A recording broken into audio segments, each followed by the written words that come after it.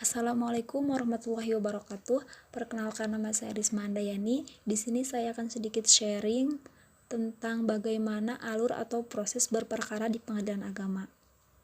Apabila kita memiliki kasus perkara dan ingin menyelesaikan kasus perkara tersebut ke pengadilan agama, maka terlebih dahulu kita harus mendaftarkan kasus perkara tersebut.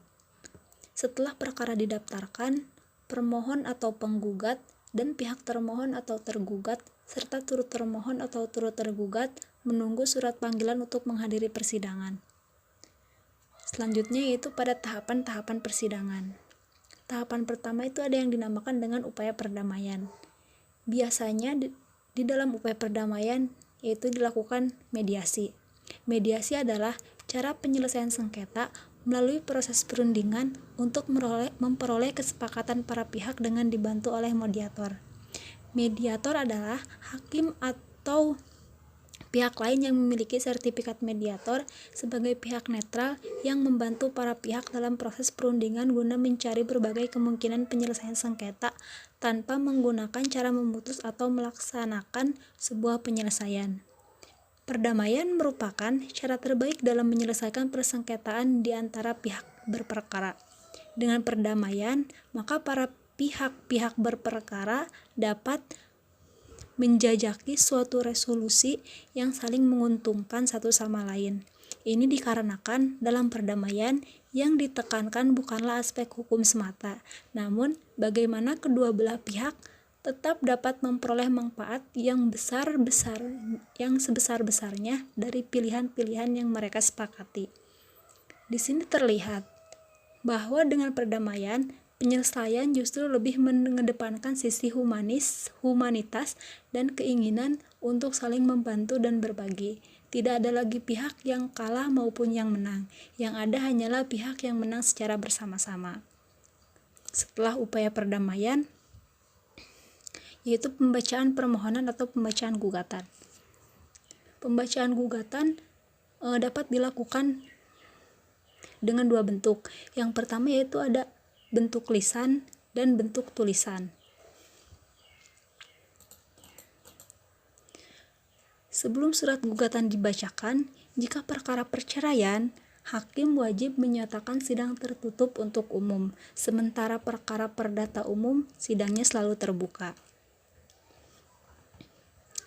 Pada sidang berlangsung, jika tergugat tidak hadir dengan alasan yang sah, maka majelis hakim dapat memerintahkan untuk dilakukan pemanggilan ulang kepada tergugat.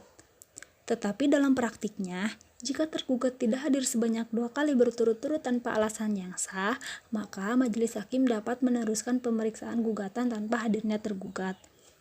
Kemudian, sebaliknya, jika pada saat sidang berlangsung penggugat tidak hadir dalam persidangan dengan alasan yang sah, maka majelis hakim dapat memerintahkan untuk dilakukan pemanggilan ulang kepada penggugat.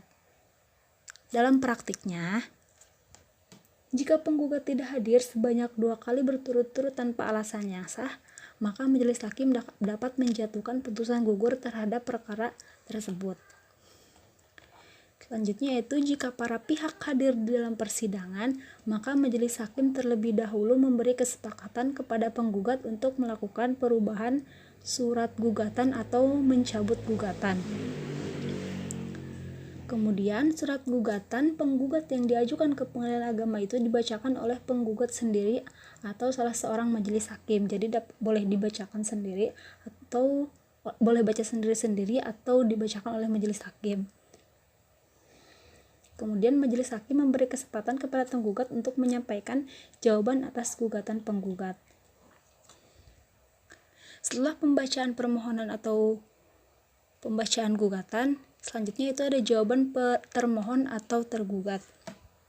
Setelah ada jawaban termohon atau tergugat, ada yang selanjutnya yaitu replik pemohon atau tergugat. Setelah replik pemohon atau tergugat, kemudian itu ada duplik termohon atau tergugat. Setelah replik dan duplik, yaitu pada tahapan pembuktian pemohon atau tergugat dan termohon atau tergugat.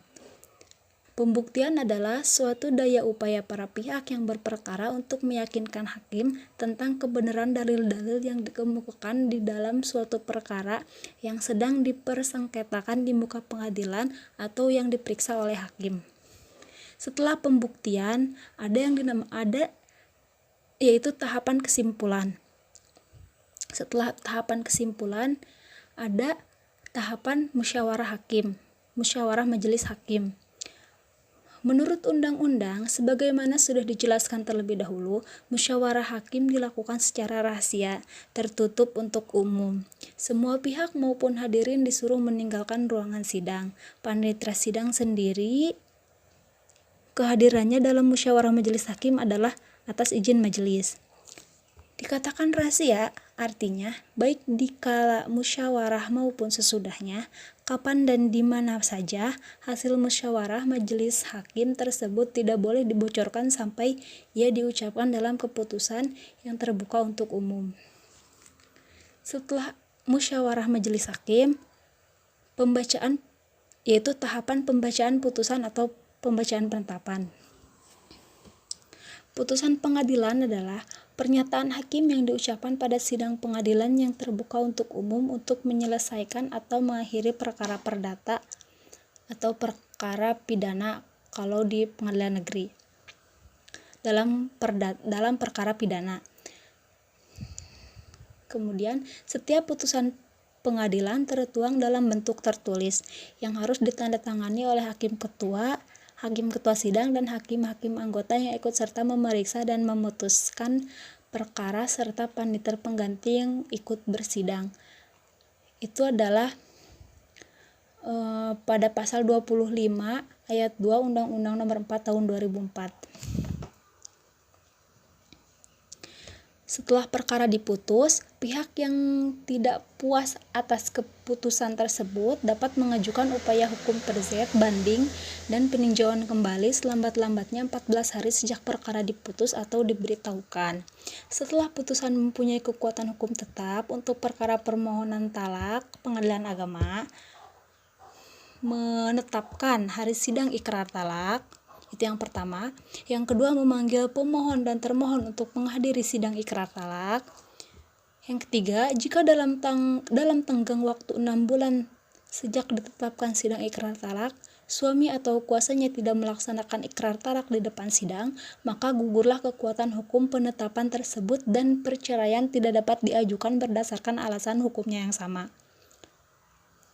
Setelah pelaksanaan sidang ikrar talak, maka dapat dikeluarkan akta cerai.